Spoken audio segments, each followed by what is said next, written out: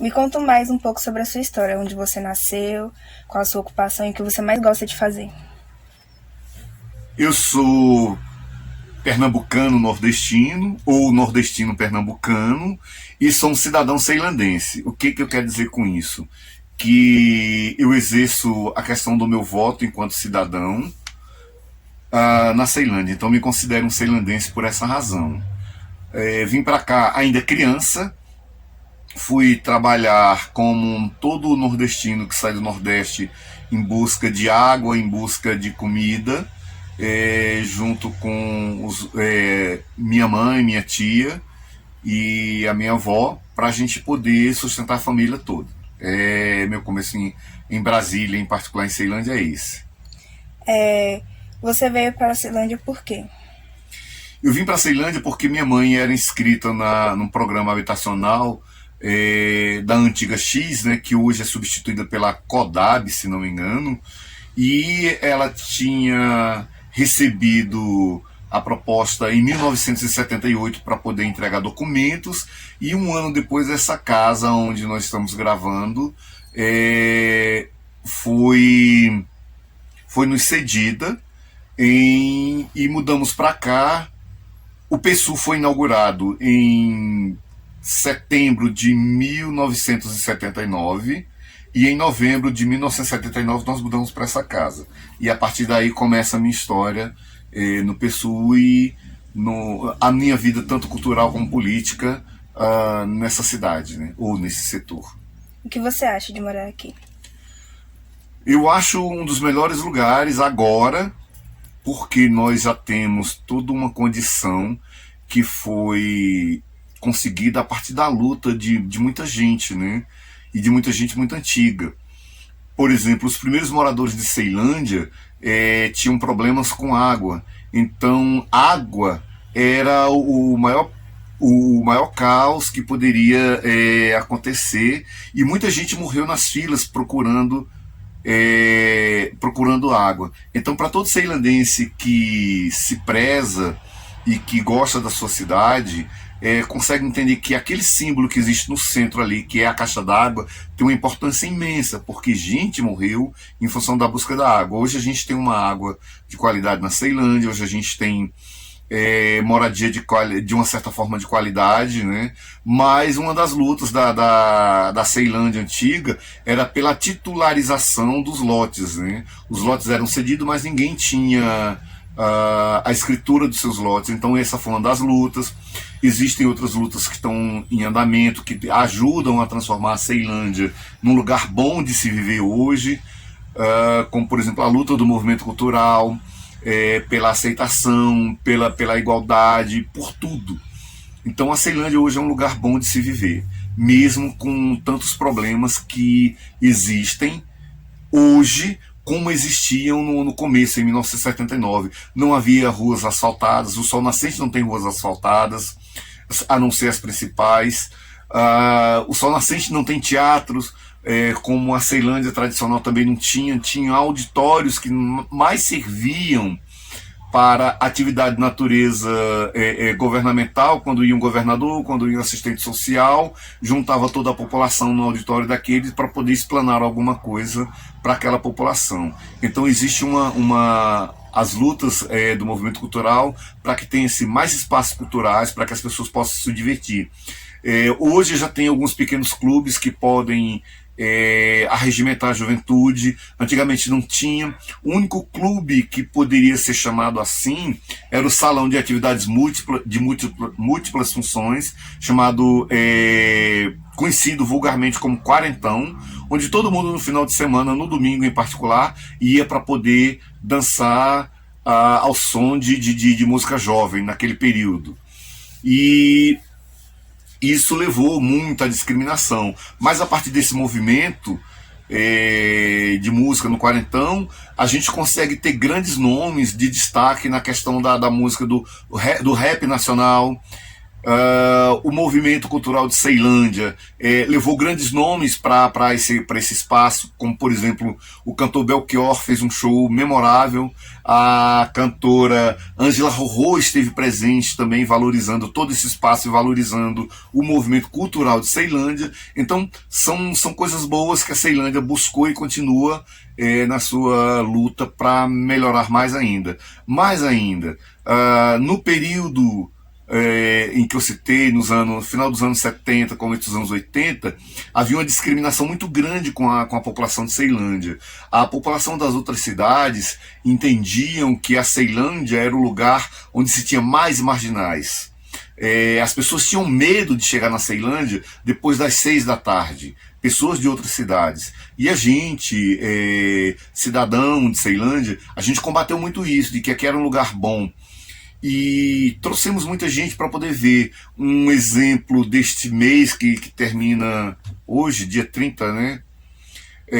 Eram as festas juninas. Então, em todos os conjuntos da Ceilândia, você tinha uma fogueira e tinha uma quadrilha de moradores dali de próximos desenvolvendo as atividades de festejo, as atividades de natureza alimentícia, distribuía-se muita canjiquinha, distribuía-se tudo isso, e nessa questão toda você trocava experiências para saber como a situação de festa junina acontecia em outros estados. Então se juntavam os mineiros com os goianos, com os nordestinos, com os paulistas, com os cariocas, tinham pessoas de todas essas regiões do país aqui em Ceilândia, e tem ainda, né? Então a Ceilândia é isso. Desde quando você veio para a Ceilândia, mudou muita coisa? Mudou, mas mudou muita coisa na Ceilândia porque também mudou a mentalidade do país. Vários governos investiram em educação, procuraram investir em lazer. Então a Ceilândia mudou. Falta mudar mais ainda, mas isso é uma questão de luta que a própria população tem que se engajar para poder conseguir melhorar mais ainda. Então, mudou o comportamento da polícia. Nos anos 80, a polícia abordavam pessoas simplesmente porque elas eram negras. Essa é uma verdade, eu passei por isso, por ser um negro. Numa das situações, eu vinha descendo do prédio da UNB, o núcleo de extensão da UNB em Ceilândia, e fomos abordados por uma polícia que eu acho que não existe mais, mas na época era Patamo, era uma polícia, quase que uma polícia de choque. Então eles nos encostaram na viatura. E vinha quem desse espaço? Do espaço do núcleo de extensão da UNB? Eu, um negro, e um amigo meu que já não está mais nessa vida, chamado Gilmar, branco, de olhos azuis. Os policiais me enquadraram, e enquadraram ele também. Mandaram que a gente encostasse. Quando a gente encostou, a única pessoa que foi revistada fui eu.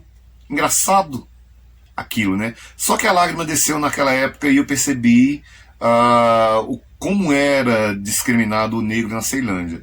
E aí a gente veio embora, levamos 2 tapas e viemos embora. E aí a gente denunciou. Eu era parte já do movimento cultural de Ceilândia e nós fizemos uma denúncia. Então a partir daí foram criando-se políticas, Ceilândia foi elegendo representantes na linha política partidária, e essas questões todas foram sendo debatidas nas várias esferas, não só da comunidade, como das esferas governamentais. Isso mudou. A polícia hoje tem uma forma de comportamento diferenciada. Ainda tem situações em que ela é muito violenta, mas comparando, isso mudou muito. Mudou também a forma da educação. A educação está mais abrangente, ela está mais, como é que eu digo, inclusiva. Então tudo isso é reflexo dessa batalha toda. Então vale a pena ainda morar na Ceilândia, vale a pena continuar na Ceilândia. O que você acha que mudou pouco desde que você veio para cá? O que mudou pouco? O sistema de transporte público. Essa é uma das razões. O que mudou pouco? O sistema público de transporte, que eu sou usuário dele, é muito ruim, é muito deficitário. Hoje, então, está pior do que há 4 anos atrás. Existia um sistema que era chamado de alternativo e que, com todos os problemas que esse sistema tinha, mas ele conseguia atender a uma população que precisava se deslocar mais rápido. Hoje não, hoje está uma situação de caos praticamente. Você não pode sair de um setor da Ceilândia para o centro dela porque você demora muito. Nesse período, o transporte alternativo ajudava muito. Isso acabou e não foi colocado nada de melhor nem de nada.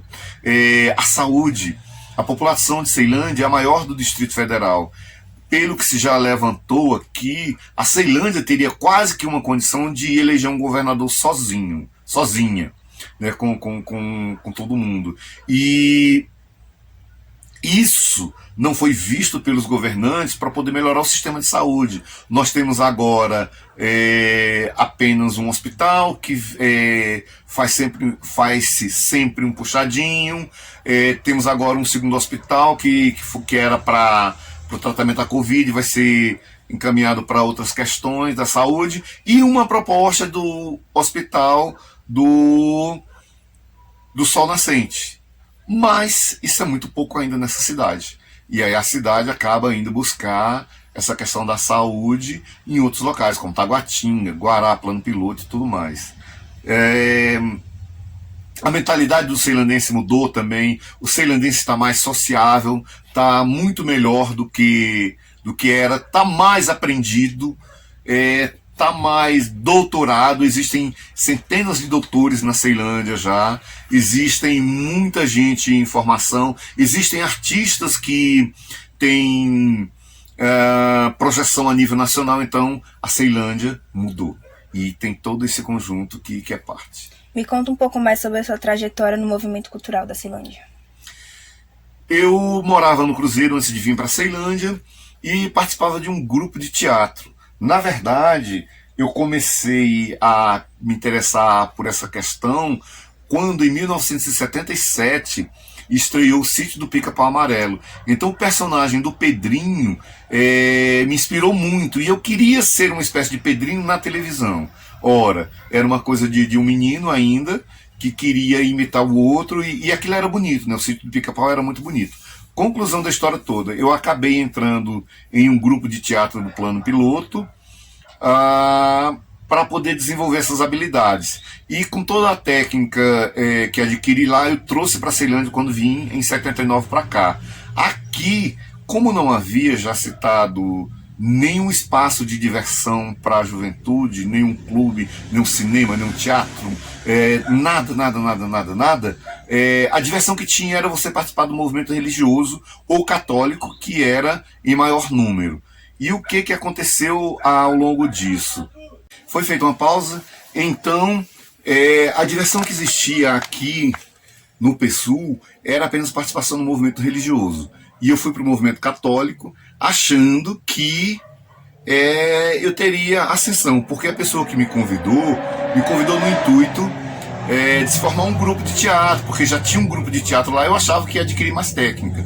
Cheguei lá, eu tive que com a pouca técnica, formar um grupo de teatro nos moldes religiosos, desenvolver peças religiosas, e acabei batendo de frente com o sistema religioso, que era muito fechado, que era muito repressor e tudo mais. E aí eu saí desse movimento, montei um grupo no Centro Educacional 6, onde eu comecei meus estudos aqui em Ceilândia, e saímos do alunos de lá para a gente se reunir nos domingos e montar um grupo de teatro. A partir daí, nós fomos nos integrando com o resto do movimento cultural de Ceilândia, participando de festivais, participando de mostras de teatro, no Plano Piloto, em todos os lugares, e a gente começou também uma militância política, cultural, para a melhoria da qualidade dessas coisas todas em Ceilândia. E até hoje ainda participo, ainda sou convidado para poder desenvolver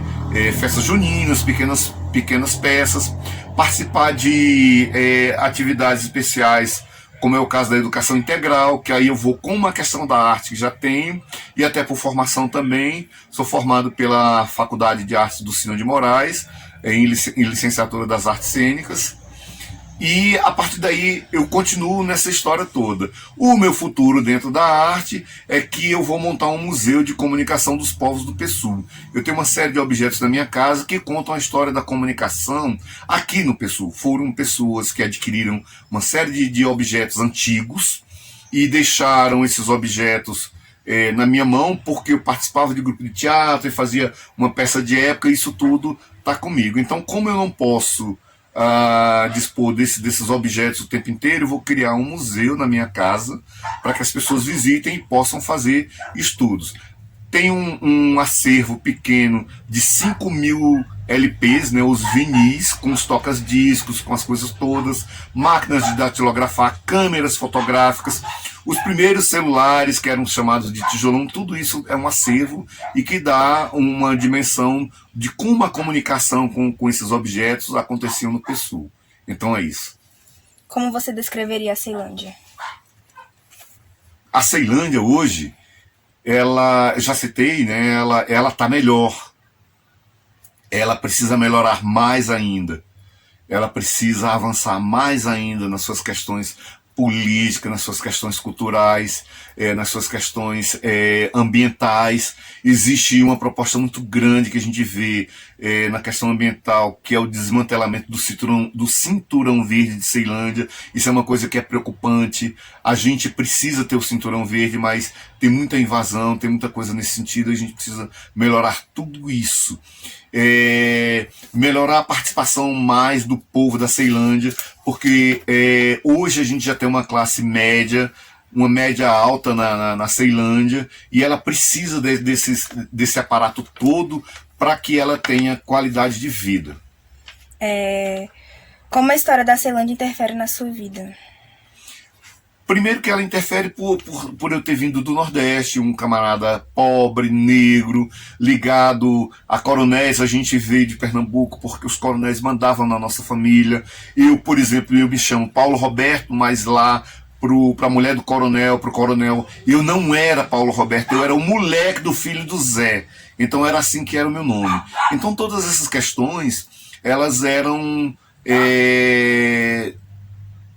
cruciais nas nossas vidas. E um dia nós decidimos sair de lá, numa quase espécie de fuga, e viemos parar na Ceilândia. E a partir daí, com a persistência da escola, com a persistência do estudo, com a persistência da arte, porque a arte tem uma importância muito grande na minha vida, foi ela que me levou para uma faculdade, foi ela que me levou a ter essa visão de melhoria, de participação comunitária, de participação política na vida, e tudo isso é o que a gente precisa ter para a Ceilândia.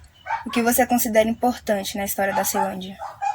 O que considero importante na história da Ceilândia é os primeiros moradores, né, que foram pessoas que vieram das vilas Iapeí, Tenório, Morro do Urubu e tudo mais, que deram seu sangue, sua vivência, para que a gente pudesse está presente. Foram persistentes na questão da água, né? Muitos morreram na fila pela busca da água, muitos morreram enveredando-se pelos crimes, e essas pessoas foram insistindo, persistindo, foram criando um movimento de trabalho, e esse trabalho acaba chegando aonde? Acaba chegando na questão da economia. A Ceilândia tem uma economia muito forte, a Ceilândia tem uma participação muito forte em todas as questões do Distrito Federal. Então tudo isso é muito importante. A Ceilândia produz muito, produz cultura, produz N produtos que vão não só para todo o Distrito Federal, mas para fora. Então ela é isso. Você quer acrescentar mais alguma coisa? Mais uma coisa para ser acrescentado.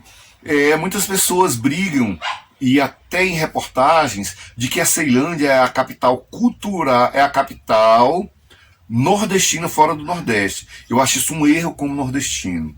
A Ceilândia, ela merece destaque por todas as pessoas que existem nelas.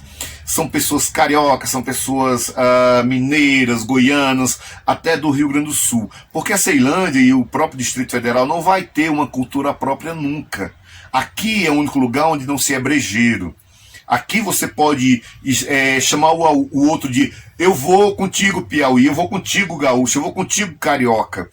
você pode ir para o Bar do Piauí, você pode ir para mercearia do Goiano. Então, ela tinha uma série de produtos dela, da linha cultural, que dá margem a isso. No centro da Ceilândia existia um caminhão que tocava forró. Mais para frente, no centro da Ceilândia, existia um palco de um camarada chamado Gilberto Braga, que ele trazia duplas sertanejas, mineiras, goianas, de outros estados, Mato Grosso e tudo mais.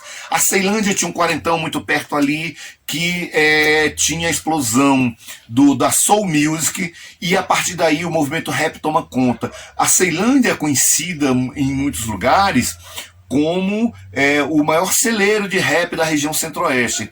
Então, nós temos isso. Nós temos uma Ceilândia que é pluralista na questão cultural. Ela não é só a capital do Nordeste, a capital do Nordeste fora do Nordeste. Ela é a capital de todos os cidadãos brasileiros, com suas culturas, com suas coisas. E isso é bom porque a gente pode beber de todos os aspectos da cultura do país e do mundo também.